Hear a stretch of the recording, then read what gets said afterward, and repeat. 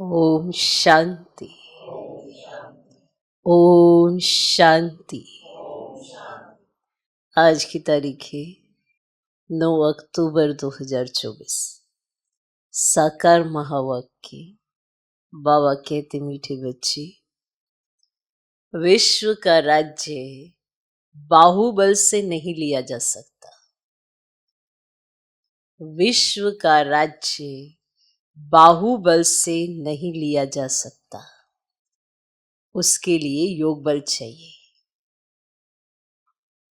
उसके लिए योग बल चाहिए। यह भी एक लॉ है। यह भी एक लॉ है, माना इस ड्रामा का एक कायदा है। कुछ कायदे होते हैं ना जो फिक्स होते हैं, तो इस ड्रामा में ये कायदा है कि अगर विश्व का राज्य लेना चाहे तो बाहुबल से नहीं ले सकते। जैसे आजकल देखते हो बाहुबल से लेना चाहते हैं कि हम इस पे भी जीत पाले, हम इस पे भी जीत पाले, हम इस पे भी जीत पाले, पूरा विश्व हमारे अंडर हो। चाहते हैं ऐसा, प्रकृति को भी अपने अंडर करना चाहते हैं। हर एक की चाहना यही है, इसीलिए युद्ध भी करते हैं। एक दो पर शासन करना चाहते हैं, पर यह संभव ही नहीं है। योग बल से आप विश्व का राज्य ले सकते हो, ये एक लॉ है, बाहुबल से नहीं। आप विश्व जीत सकते हो योग बल से, प्रकृति को अपने अंडर कर सकते हो योग बल से, बाप की श्रीमत से। ये लॉ है। बाहुबल से कोई विश्व को नहीं जीत सकता, उस पर राज्य नहीं कर सकता। ओके, आज का प्रश्न, शिव बाबा स्वयं ही स्वयं पर कौन सा वंडर खाते हैं? जैसे आप वंडर खाते हो, अच्छा ऐसा है। शिव बाबा स्वयं ही स्वयं पर कौन सा वंडर खाते हैं?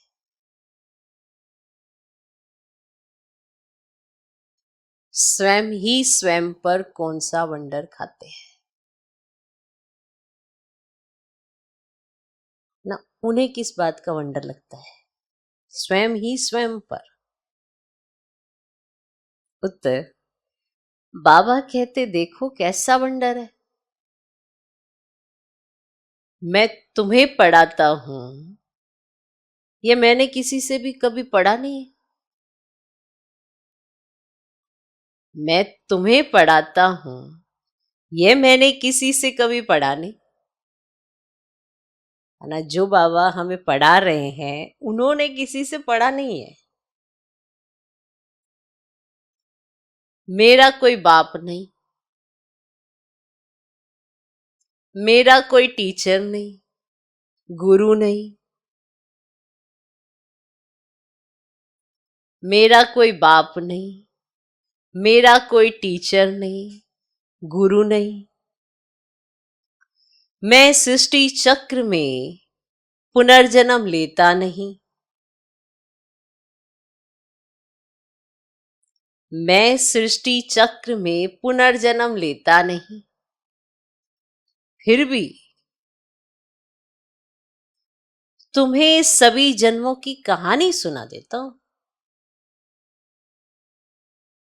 मैं सृष्टि चक्र में पुनर्जन्म लेता नहीं, फिर भी तुम्हें सभी जन्मों की कहानी सुना देता हूं। खुद 84 के चक्र में नहीं आता, लेकिन चक्र का ज्ञान बिल्कुल एक्यूरेट देता हूं।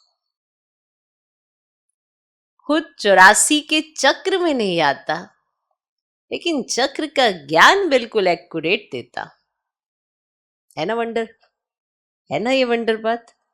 चक्र में आता नहीं, चक्र का ज्ञान देता है। उनका कोई बाप नहीं, कोई टीचर नहीं, कोई गुरु नहीं, किसी ने उन्हें नॉलेज सुनाई नहीं, और वो सारी नॉलेज देते हैं। तो उन्हें स्वयं में स्वयं ही वंडर लगता है कि कैसी चीजें हैं। तो बाबा कहते देखो कैसा वंडर है, मैं तुम्हें पढ़ाता हूं, ये मैंने किसी से कभी पढ़ा नहीं है।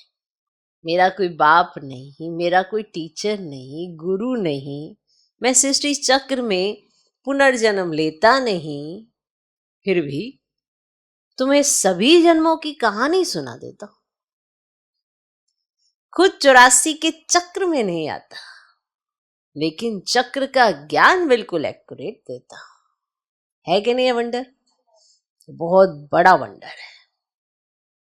ये ऐसी बात है जिसे सोचकर भगवान भी सोचता होगा कि ये सारी चीजें आई कहां से। तो एक नेचुरल प्रोसेस है। ये भी कायदा है कि भगवान के अंदर संपूर्ण ज्ञान है, ज्ञान का सागर है। भले चक्र में नहीं आता, पर चक्र का ज्ञान उनमें है, इसीलिए वो आते ही हमें चक्र का ज्ञान सुनाते हैं। जो उनके पास है वो देने के लिए है, इसीलिए वो दाता है। सब विधि विधान वो जानते हैं, इसीलिए वो विधाता है, दाता है, वरदाता है। हमें वरदान भी देता है, आशीर्वाद भी देता है। थोड़ा सा हमारा पुरुषार्थ और प्रारब्ध बेशुमार, इसलिए वो भगवान है। पुनर्जन्म में आए नहीं, चक्र देखा नहीं, पर ज्ञान पूरा है। हमने क्या किया, कैसे किया और इस अवस्था में कहाँ पर पहुंचे हैं और क्यों पहुंचे हैं, वो सब बताते हैं कि आखिर भी हुआ क्या है। वंडर है कि नहीं? वंडर है ना? तो शिव बाबा स्वयं ही स्वयं पर कौन सा वंडर खाते हैं, तो सुन ले कौन सा वंडर खाते हैं। ओम शांति। रूहानी बाप तुम बच्चों को स्वदर्शन चक्रधारी बनाते हैं, अर्थात तुम इस 84 के चक्र को जान जाते हो। आगे नहीं जानते थे, अभी बाप द्वारा तुम नहीं जानना है। 84 जन्मों के चक्र में तुम आते हो जरूर। तुम बच्चों को 84 के चक्र का नॉलेज देता हूं। मैं स्वदर्शन चक्रधारी हूं, परंतु प्रैक्टिकल में 84 जन्मों के चक्र में आता नहीं। तो इससे समझ जाना चाहिए शिव बाप में सारा ज्ञान है। इस बात से समझ जाओ, शिव बाप में सारा ज्ञान है। और अगर आप शिव बाप के साथ हो गए तो फिर सारा ज्ञान आपके पास आ गया। समझते ये बात? तो बाबा ज्ञान का सागर है, डर है। तो इससे समझ जाना चाहिए शिव बाप में सारा ज्ञान है। तुम जानते हो ब्राह्मण अभी स्वदर्शन चक्रधारी बनते हैं, बाबा नहीं बनते हैं। हम बनते हैं, वो बनते नहीं है। फिर उनमें अनुभव कहां से आया? हमको तो अनुभव प्राप्त होता है। बाबा कहां से अनुभव लाते हैं? जो तुमको सुनाते हैं। है कि नहीं वंडर? ये बाबा कहां से अनुभव लाते हैं जो तुमको सुनाते हैं? प्रैक्टिकल अनुभव होना चाहिए ना। बाप कहते हैं मुझे ज्ञान का सागर कहते हैं, परंतु मैं तो 84 जन्मों के चक्र में आता नहीं हूं। फिर मेरे में ये ज्ञान कहां से आया? टीचर पढ़ाते हैं तो जरूर खुद पढ़ा हुआ है ना। ये शिव बाबा कैसे पढ़ा? इनको कैसे 84 के चक्र का मालूम पड़ा, जबकि खुद 84 जन्मों में नहीं आता है? बाप बीज रूप होने कारण जानते हैं, बीज रूप है इसीलिए जानते हैं। खुद 84 के चक्र में नहीं आते हैं, परंतु तुमको सब समझाते हैं। ये भी कितना वंडर है। ऐसे भी नहीं बाप कोई शास्त्र आदि पढ़ा हुआ है। कहा जाता है ड्रामा अनुसार उसमें ये नॉलेज नू दी हुई है जो तुमको सुनाते हैं।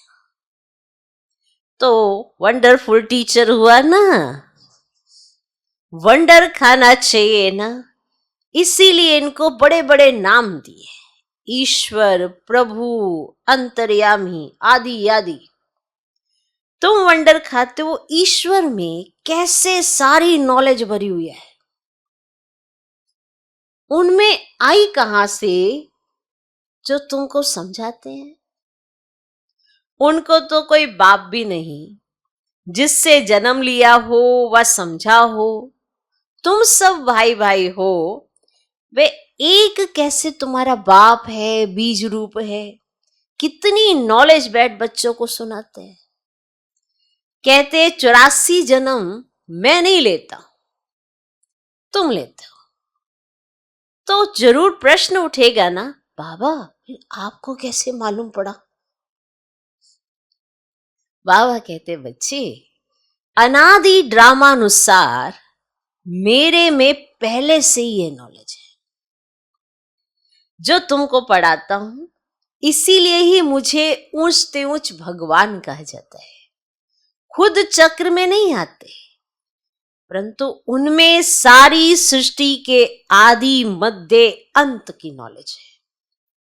तो तुम बच्चों को कितनी खुशी होनी चाहिए।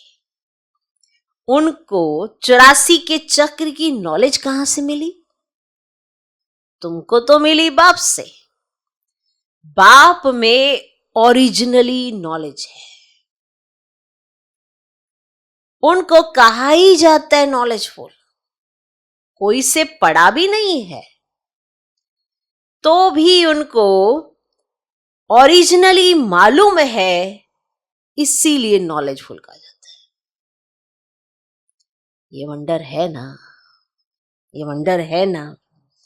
इसीलिए ये ऊंच से ऊंच पढ़ाई गाई जाती है। बच्चों को वंडर लगता है बाप पर। उनको क्यों नॉलेजफुल कहा जाता है? एक तो ये समझने की बात है, दूसरी फिर क्या बात है, ये चित्र तुम दिखाते हो तो कोई पूछेंगे कि ब्रह्मा में भी अपनी आत्मा होगी और ये जो नारायण बनते हैं उनमें भी अपनी आत्मा होगी। है ना, ब्रह्मा की आत्मा अलग, नारायण जो बनते हैं फिर उनमें अपनी आत्मा होगी। दो आत्माएं हैं ना, एक ब्रह्मा एक नारायण की। परंतु विचार करेंगे तो ये कोई दो आत्माएं नहीं है, आत्मा एक ही है। ये एक सैंपल दिखाया जाता है देवता का। ये ब्रह्मा सो विष्णु अर्थात नारायण बनते हैं। इसको कहा जाता है गुह्य बातें। बाप बहुत गुह्य नॉलेज सुनाते हैं जो और कोई पढ़ा ना सके सिवाय बाप के। तो ब्रह्मा और विष्णु की कोई दो आत्माएं नहीं है, वैसे ही सरस्वती और लक्ष्मी, इन दोनों की दो आत्माएं हैं या एक? आत्मा एक है, शरीर दो है।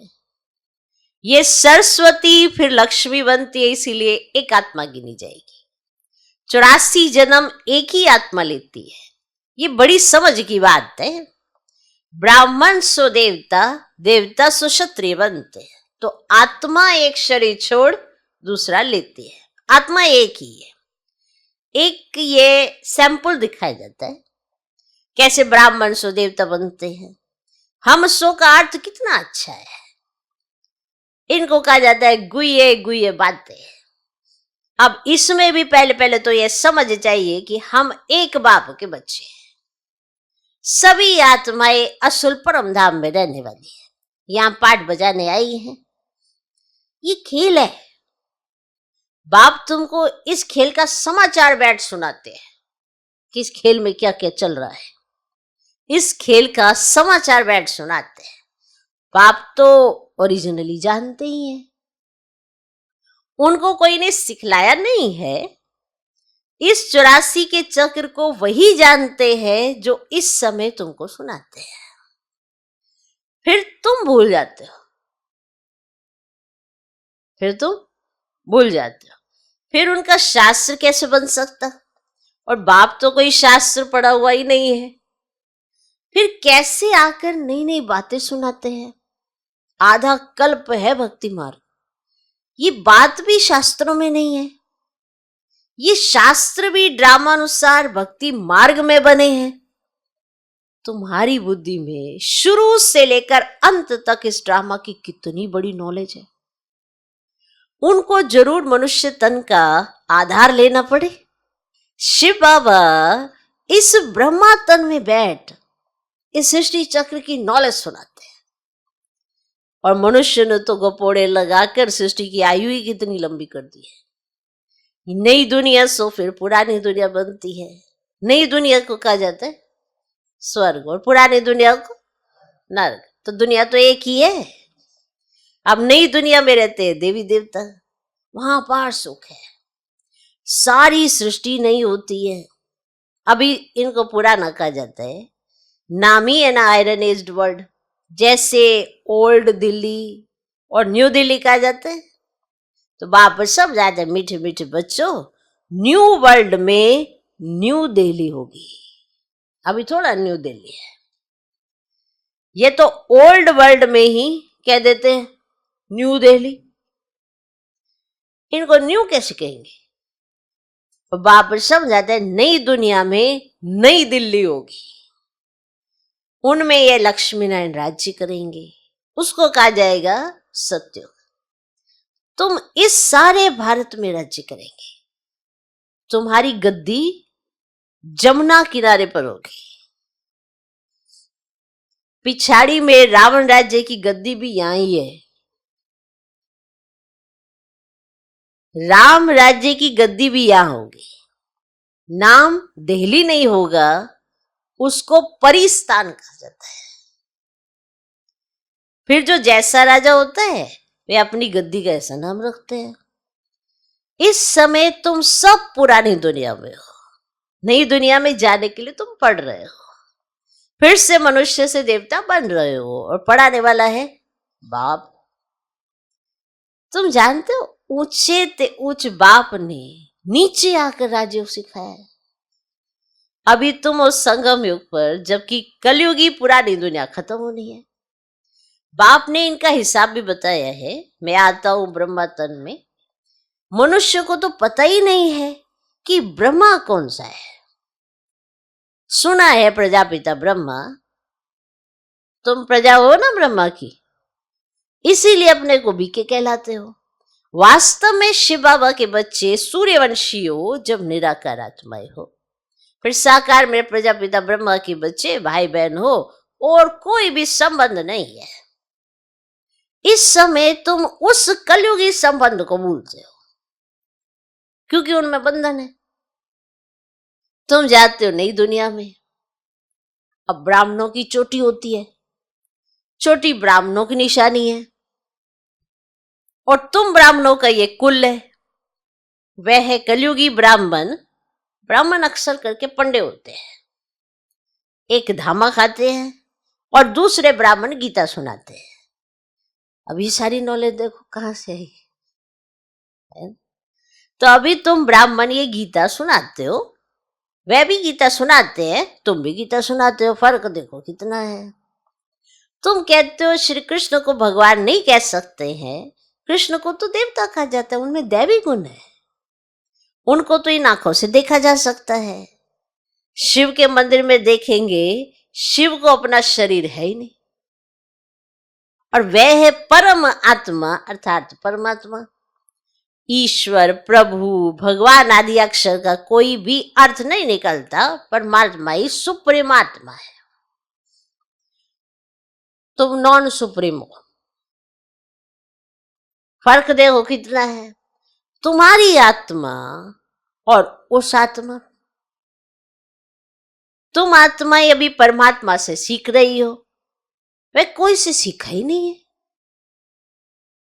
अब यह तो फादर है ना, उस परम पिता परमात्मा को तुम फादर भी कहते, टीचर भी कहते और गुरु भी कहते हैं, एक ही।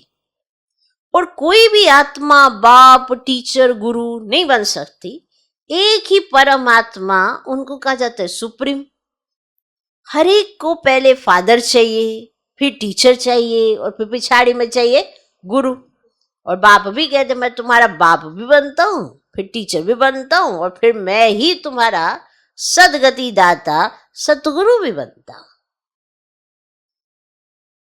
सदगति देने वाला गुरु है ही एक और बाकी तो गुरु अनेक है। तो बाबा कहते मैं तुम सबको सदगति देता हूं, तुम सब सत्युग में जाएंगे और बाकी सब चले जाएंगे शांति धाम।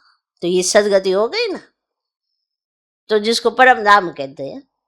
सत्युग में आदि सनातन देवी देवता धर्म था, बाकी कोई धर्म है नहीं और सभी आत्माएं चली जाती है मुक्ति धाम। और सदगति कहा जाता है सत्युग को, और पाठ बजाते बजाते फिर दुर्गति में आ जाते हैं। और तुम ही सदगति से फिर दुर्गति में आते हो, तुम ही पूरे 84 जन्म लेते हो। यथा राजा रानी तथा प्रजा जो उस समय होंगे 9 लाख तो पहले आएंगे, 84 लाख ऐसे तो नहीं है, 84 जन्म 9 लाख तो लेंगे ना, फिर दूसरे आते रहेंगे। ये हिसाब किया जाता है जो बाप समझाते हैं। सब 84 जन्म नहीं लेते हैं, पहले पहले आने वाले ही 84 जन्म लेते हैं, फिर कम कम लेते रहते हैं। अब मैक्सिमम है 84। ये जो बातें हैं ना और कोई मनुष्य नहीं जानते, और बाप भी बैठे समझाते हैं। और गीता में है भगवान वच, अभी तुम समझ गए हो। आदि सनातन देवी देवता धर्म कोई श्री कृष्ण ने नहीं रचा, अब ये तो बाप ही स्थापन करते हैं। श्री कृष्ण की आत्मा ने 84 जन्मों के अंत में ये ज्ञान सुना है जो पहले नंबर में आया। ये बातें समझने की है, रोज पढ़ना है। तुम स्टूडेंट हो ना भगवान के, भगवान वाच है ना, मैं तुमको राजाओं का राजा बनाता हूँ। तो ये पुरानी दुनिया और नई दुनिया माना सतयुग, तो अभी है कलयुग। तो बाप आकर कलयुगी पतित से और सतयुगी पावन देवता बनाते हैं, इसीलिए तो कलयुगी मनुष्य पुकारते हैं बाबा आकर तुमको पावन बनाओ। कलयुगी पतित से सतयुगी पावन बनाओ, फर्क देखो कितना है। कलयुग में है अपार दुख, बच्चा जन्मा सुख हुआ, कल मर गया दुखी हो जाएगा। सारी आयु कितना दुख होता है, ये है ही दुख की दुनिया। तो अभी बाप सुख की दुनिया स्थापन कर रहे हैं, तुमको स्वर्गवासी देवता बनाते हैं। अभी तुम पुरुषोत्तम संगम योग पर हो, उत्तम ते उत्तम पुरुष और नारी बनते हो। तुम आते ही हो ये लक्ष्मी नारायण बनने के लिए। स्टूडेंट टीचर से योग रखते हैं, क्योंकि समझते हैं ना इन द्वारा हम पढ़कर फलाना बनेंगे। यहां तुम योग लगाते हो परम पिता परमात्मा शिव से। हाँ, अच्छे से बैठो, बैठे ही हो तो अच्छे से बैठो। यहां तुम योग लगाते हो परम पिता परमात्मा शिव से, जो तुम्हें देवता बनाते हैं। अब बनना है देवता कि नहीं, तो अलर्ट होके बैठो ना, ऐसे क्या सुस्त से बैठे होते हो। कहते मुझे अपने बाबू को याद करो, और जिसके लिए तुम शालिग्राम बच्चे हो, अब जिसके तो तुम शालिग्राम बच्चे ना, तो उस बाप को याद करो, अपने को आत्मा समझ बाप को याद करो। यही नॉलेजफुल बनना है। और भाई नॉलेजफुल है, देखो कितनी नॉलेज देते हैं तुम, वंडर है। वंडर खा रहे हो कि नहीं? बाप के साथ वंडर भी खाओ ना तो मजा भी आएगा।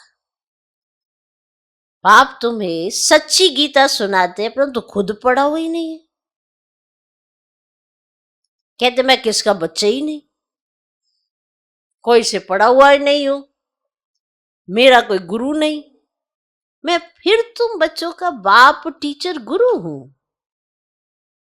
उनको कहा जाता है परम आत्मा, इस सारे सृष्टि के आदि मध्य अंत को जानते हैं।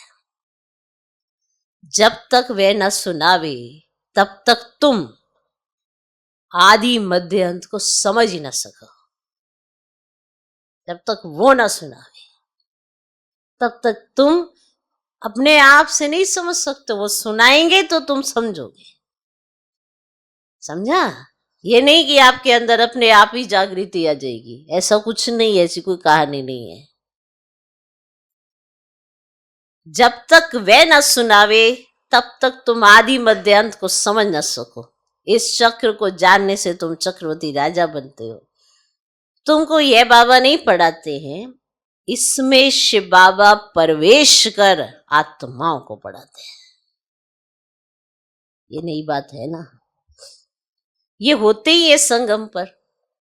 पुरानी दुनिया खत्म हो जाएगी, किसकी दबी रहेगी धूल में, किसकी राजा खाए, तो सफल उसकी हो जो धनी के नाम लगाए।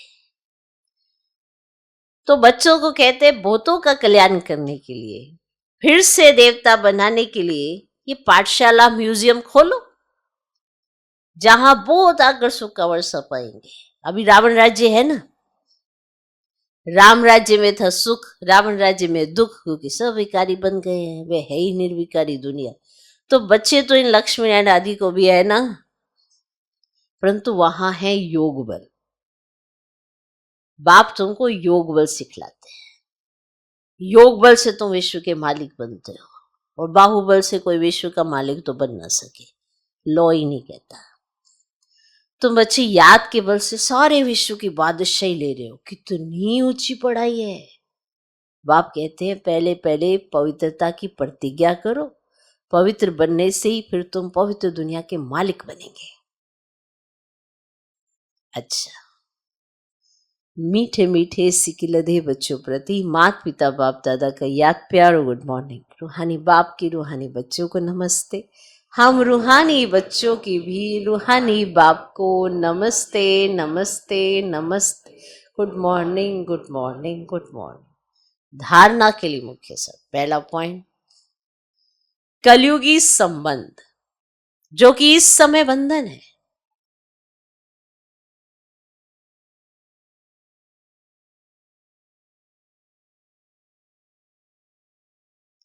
उन्हें भूल स्वयं को संगम योगी ब्राह्मण समझना।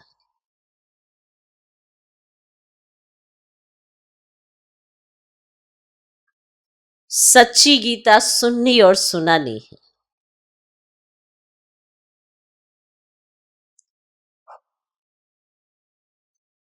कलयुगी संबंध जो कि इस समय बंधन है, उन्हें भूल स्वयं को संगम योगी ब्राह्मण समझना है। सच्ची गीता सुननी और सुनानी है।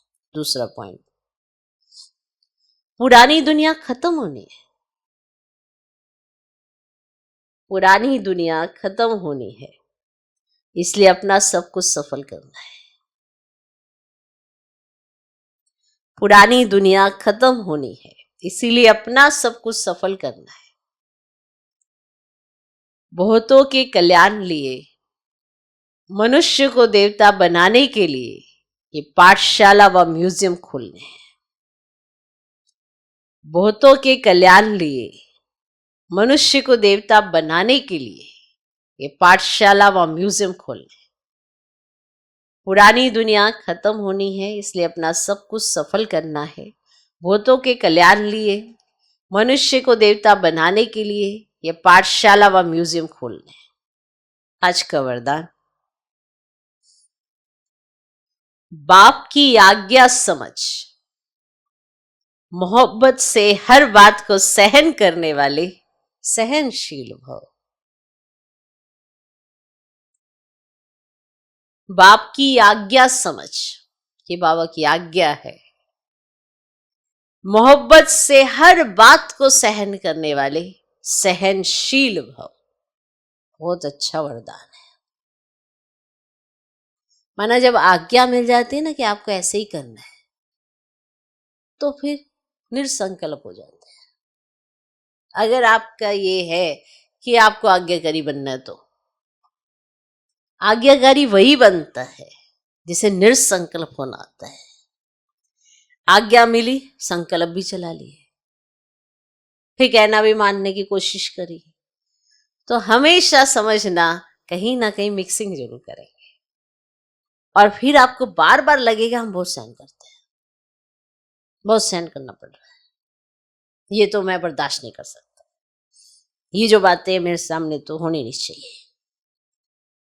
भगवान की आज्ञा मिलने के बाद कोई संकल्प नहीं,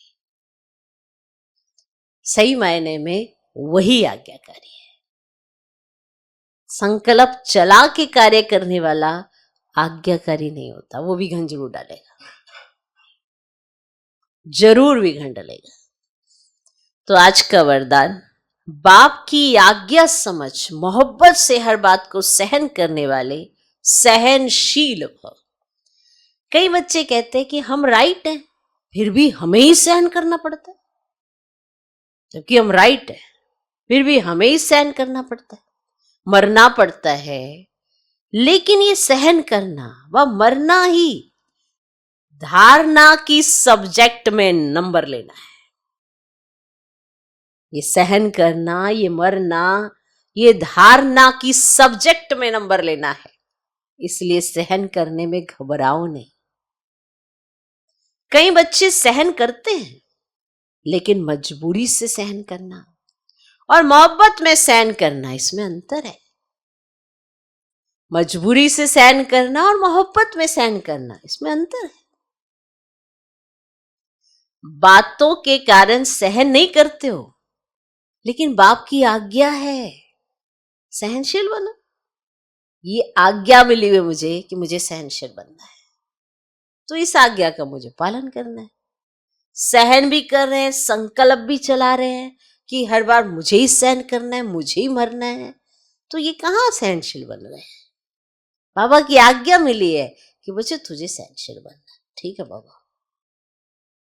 ना कि ये सोचना कि मुझे कितना सहन करना पड़ता है तो क्या सहन किया। ये चिंतन आने से कोई सहन कर ही नहीं सकता। जिसको बार बार ये चिंतन आता हो, मैंने बहुत सहन किया हुआ है, मैं बहुत सहन कर चुकी हूं, मैं बार बार मैं ही सहन करती रहूं, तो बातों के कारण सहन नहीं करना है, लेकिन बाप की आज्ञा है सहनशील बनो, तो आज्ञा समझ मोहब्बत में सहन करना, अर्थात स्वयं को परिवर्तन कर लेना, इसकी ही मार्क्स है, इसी के नंबर मिलते हैं। दिखते ऐसे है कि वो कोई पुरुषार्थ नहीं कर रहे, लेकिन ये जो धारणाओं का पुरुषार्थ है ना, उन्हें नंबर 1 ले जाता है। उन्हें कहा आपको सहनशील बनना है तो बनना है, उन्हें कहा आपको ये कार्य करना तो करना है, बिना किसी संकल्प के चलाए कि मैं ही करूं, मुझे ही करना है, मैंने ही इतना सहन करना है, मैंने बहुत कुछ फेस कर लिया, मैंने बड़ी बातें सुन ली, अब नहीं होता मुझसे। तो क्या आप सहन कर रहे थे? आप स्टोर कर रहे थे। अब ना स्टोरेज फुल हो गई है, अब नहीं होता मेरे से। स्टोर होती ना, लिमिट होती ना हर चीज की। तो आपके पास भी एक स्टोर है और आपको लगता है अब नहीं होता, तो अच्छा अब नहीं होगा तो क्या करोगे? मैं बाहर निकाल दूंगा सब कुछ। यही करते हैं। एक स्टोर है, आपने उसमें माल भर दिया, अब क्या करोगे? अब नया स्टोर दे दो, नहीं तो मैं फिर सारा माल बाहर निकाल के रख देना, यानी मेरे को एक और एक्स्ट्रा स्टोर दे दो ताकि मैं और स्टोरेज कर सकूं। कितने सालों का, कितने मनुष्यों का सब कुछ आपने सहन किया हुआ है, माना स्टोर किया हुआ है। अब एक स्टोर भर गया, फिर दूसरा। देखना, हर मनुष्य का आपने एक स्टोर रखा हुआ है। कितने स्टोर है आपके, और वो सारे स्टोर आपके इतने भर गए, थुल थुल थुल थुल हो रखे हैं, वो सारे बाहर को निकलने को आ रहे हैं। इसीलिए हमारी सहन शक्ति जवाब दे जाती है, क्योंकि हमें लगता है हम सहन कर रहे हैं। सहन नहीं कर रहे होते हैं, स्टोर कर रहे होते हैं। और स्टोर करेंगे तो फिर तो गैसेस प्रोड्यूस होती हैं, ठुस ठुस के भरोगे और फिर फटोगे, बहुत कर लिया अब नहीं होता। फिर ऐसे ऐसे रिएक्शंस, एक्शन साथ साथ। कभी ये नहीं सोचा कि ये तो नेचुरल होना चाहिए, क्योंकि बाबा को पसंद है, और जो बाबा को पसंद है मुझे भी वही पसंद होना चाहिए। कभी नहीं ऐसा सोचते, बस इसकी बात हमने सहन कर ली, उसकी कर ली, सबकी करे जा रहे हैं, पता नहीं कितनी बातें आ रही है, सबकी करे जा रहे हैं। 1 स्टोरेज, 2 स्टोरेज, 3 स्टोरेज। तो आज्ञा समझ मोहब्बत में सहन करना, अर्थात स्वयं को परिवर्तन कर लेना, इसकी मार्क्स है। बहुत जबरदस्त वरदान है। आप प्रैक्टिकल इस्तेमाल करेंगे तो वो बन जाएंगे जो बाबा देखना चाहते हैं। जिसके लिए बाबा को बड़ा वंडर लगता है। इतनी इतनी कहानियां मैंने इन्हें सुना दी, आई कहाँ से हैं ये, मैं सुनाए जा रहा हूं। आज का स्लोगन, जो सदा खुशी की खुराक खाते हैं वे तंदुरुस्त रहते हैं। जो सदा खुशी की खुराक खाते हैं वे तंदुरुस्त रहते हैं। चाहे तन की तंदुरुस्ती हो चाहे मन की तंदुरुस्ती हो। तन इस समय सबके बीमार है, लेकिन यहां पर बीमारी तन की नहीं, मन की ठीक करनी है पहले। तो अगर शरीर बीमार भी होगा ना तो मन नाचेगा, क्योंकि खुशी की खुराक मन को चाहिए, तो तन को लगती है, तो तन स्वस्थ होता है। भले शरीर में कितना भी उतार चढ़ाव, कुछ भी ऊपर नीचे चल रहा हो, पर वो सामने से दिखाई नहीं देगा। इतनी आपकी अपने ऊपर कमांड होगी। क्यों? क्योंकि आप खुशी बहुत है, खुशी में सब कुछ भूल जाता है, तो तन की बीमारियां भी भूल जाती है। तो जो सदा खुशी की खुराक खाते हैं वे तंदुरुस्त रहते हैं। और इन दिनों में सब खुशी की खुराक खा के डांडिया रातों रात, सारी रात नाचते रहते हैं, गरबा खेलते रहते हैं, रात रात भर। अभी ये 4-5 दिन लगातार नाचेंगे, कूदेंगे और दिन में सोएंगे, सब करेंगे, क्योंकि कहेंगे अरे ये दिन थोड़ा वापस आने। ऐसे खुश है ना, तो बिल्कुल शो नहीं करेंगे हमारे को कोई बीमारी है। जिनको शौक होता है, तो खुशी ऐसी चीज है। और जो खुश है वही तंदुरुस्त है। भले उसको कोई बीमारी शरीर की हो भी, लेकिन तंदुरुस्ती तो चेहरे से नजर आती है। ओके, तो जो सदा खुशी की खुराक खाते हैं वो तंदुरुस्त रहते हैं। क्या रहते हैं? तंदुरुस्त रहते हैं। ओम शांति।